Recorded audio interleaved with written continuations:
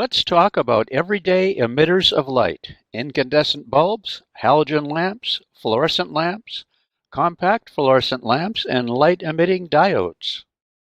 First, the common incandescent light bulb, still around, but likely a historic relic in coming years. Inside a glass enclosure is a filament of tungsten wire through which an electric current is passed. The current typically heats the filament from 2000 Celsius or 3300 Kelvin, well below tungsten's melting point of 3695 Kelvin. The hot filament emits a continuous spectrum, mostly in the infrared, with visible light as the smaller and useful part. So incandescent bulbs are typically only 10% efficient as light emitters. Here's Lil again showing some incandescent bulbs, the bulb in a flashlight, and a household and Christmas tree bulb. Each bulb has a glass enclosure that prevents oxygen and air from reaching the hot filament, which otherwise would be destroyed by rapid oxidation. Eventually, whether in regular or colored party bulbs, the filament fails because of its gradual evaporation, which leads finally to a break in the filament and to the bulb burning out. Typically, argon is the gas inside the enclosure. If a small amount of halogen element, such as iodine, is added, the evaporation of the tungsten is slowed and the bulb lasts longer. My daughter, Jean Hurrell, shows one of the first smaller versions of a halogen bulb. It's not lit, which is good, because the action of the halogen requires that the whole bulb be hot. So don't touch a glowing halogen bulb. Jean's daughter, Marie, shows a halogen indoor flood lamp. And Marie's younger sister, Cara, shows a halogen lamp now encased within bulbs that can be screwed into standard sockets. Halogen bulbs give somewhat more light and last somewhat longer than incandescents of the same wattage. The common fluorescent lamp that Phil Hurrell shows has been around for a long time. It consists of a cylindrical glass tube with electrodes at each end. Inside the lamp, electrons are boiled from electrodes at the ends of the tube and forced to vibrate to and fro at high speed within the tube by an AC voltage. The tube is filled with very low-pressure mercury vapor added to argon.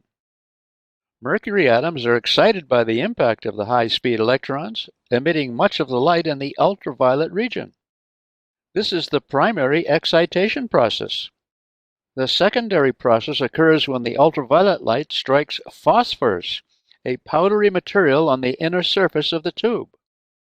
The phosphors are excited by the absorption of the ultraviolet photons and fluoresce, emitting a multitude of lower frequency photons that combine to produce white light. Different phosphors can be used to produce different colors or textures of light. Miniaturize a fluorescent tube, wrap it into a coil, and outfit it with the same kind of plug a common incandescent bulb has, and you have a compact fluorescent lamp, a CFL. Physics teacher Juliet Leogin compares the efficiencies of a CFL with an incandescent bulb with her students, telling how CFLs put out about 4 times more light as incandescent bulbs for the same power consumption.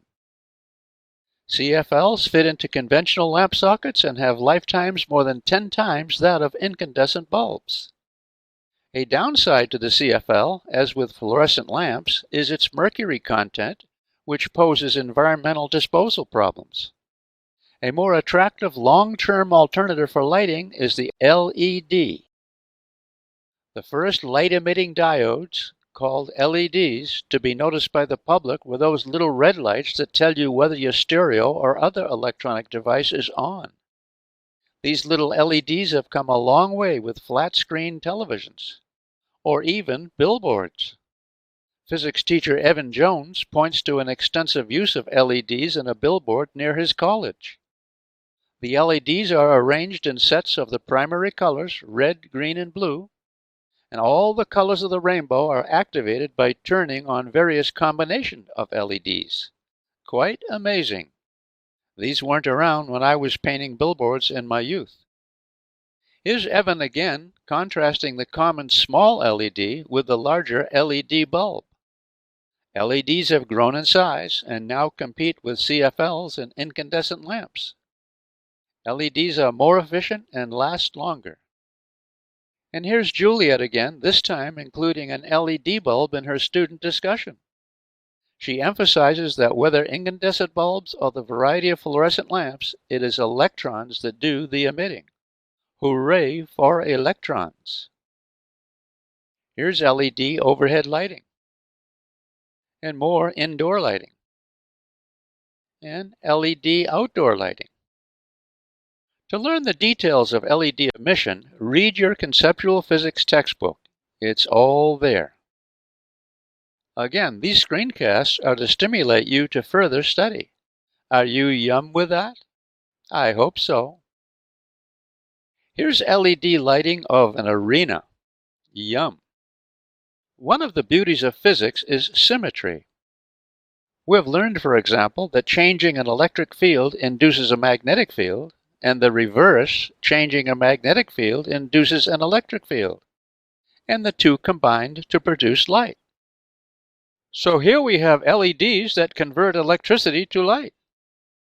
And here we see the process in reverse. Photocells converting light into electricity on the roof of the Exploratorium in San Francisco. Another of the wonderful symmetries found in physics.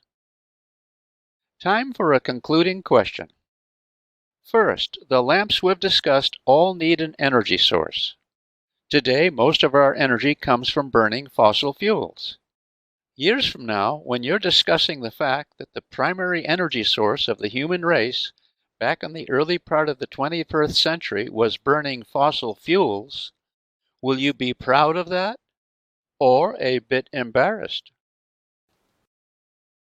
Until next time, good energy.